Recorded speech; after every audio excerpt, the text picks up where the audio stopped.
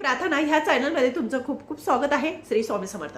आज मी तुम्हाला माझ्या ह्या व्हिडिओमध्ये सांगणार आहे की सोमवती अमावस्या 16 तारखेला रात्री 8:35 सुरू होणार आहे आणि मंगळवारच्या दिवशी 17 तारखेला संध्याकाळी म्हणजे दुपारच्या संध्याकाळी 5:35 ती समाप्त होणार आहे.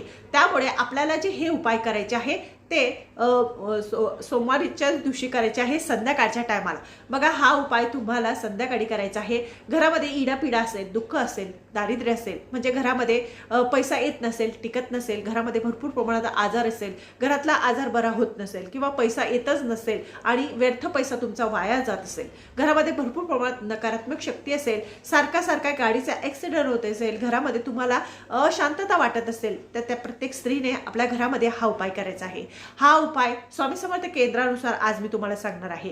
हा उपाय कसा करावा तर बघा, घरामध्ये एक नारळ असतं बघा, ओलं नारळ आणायचं, नारळ आणायचं, त्याला सोलून घ्यायचं, देवाजवळ बसायचं संध्याकाळच्या टायमाला, कारण की अमावस्या ही 8:35 सुरू होणार आहे. त्यानंतर तुम्ही 9 वाजेला सुद्धा बसलात तरी चालेल किंवा 9:30ला बसलात तरी सुद्धा चालेल. रात्री 12 वाजेपर्यंत तुम्ही हा उपाय करू शकता.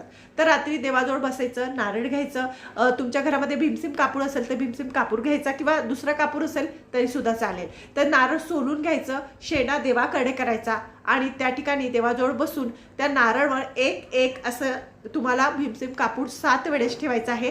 7 वेळेस म्हणजे एक वेळेस ठेवला की श्री स्वामी समर्थ, श्री स्वामी समर्थ, जोपर्यंत ते कापूरच्या वड्या 7 संपत नाही तोपर्यंत तुम्हाला नामस्मरण करायचं आहे. असं केल्याने तुमच्या घरातली जी इडा आहे, पीडा आहे, दुःख, दारिद्र्य, घरातला आजारपण आहे, घरामध्ये नकारात्मक शक्ती आहे, पैसे येत नाही, पैसे टिकत नाही, घरात चिडचिड आहे, वादविवाद आहे, संपूर्णपणे नष्ट होतो. वास्तू दोष समाप्त होतो, घरातला पितृदोष समाप्त होतो आणि घरामध्ये सुख समृद्धी नांदते हा उपाय केल्याने. तर तुम्ही काय करायचं, ह्या अमावस्येला जर रोज तुम्हाला हा उपाय संध्याकाळी करायचा आहे, जोपर्यंत पौर्णिमा येत नाही 15 दिवसाला तोपर्यंत तुम्ही हा उपाय करायचा आहे. परत पौर्णिमा आली की नारळ जर तुमचं तळा गेलेला असेल तर नारळ विसर्जन करायचं, दुसरं नारळ घ्यायचं आणि त्याच्यावर हा उपाय करायचं. करून बघा, अनुभव घेऊन बघा, खूप छान अनुभव येतो, घरातला वास्तुदोष समाप्त होतो आणि घरामध्ये सुख समृद्धी प्रगती व्हायला लागते. हा उपाय करून बघा, अनुभव घेऊन बघा. माझं चॅनल आवडत असेल तर लाईक करा, सबस्क्राईब करा.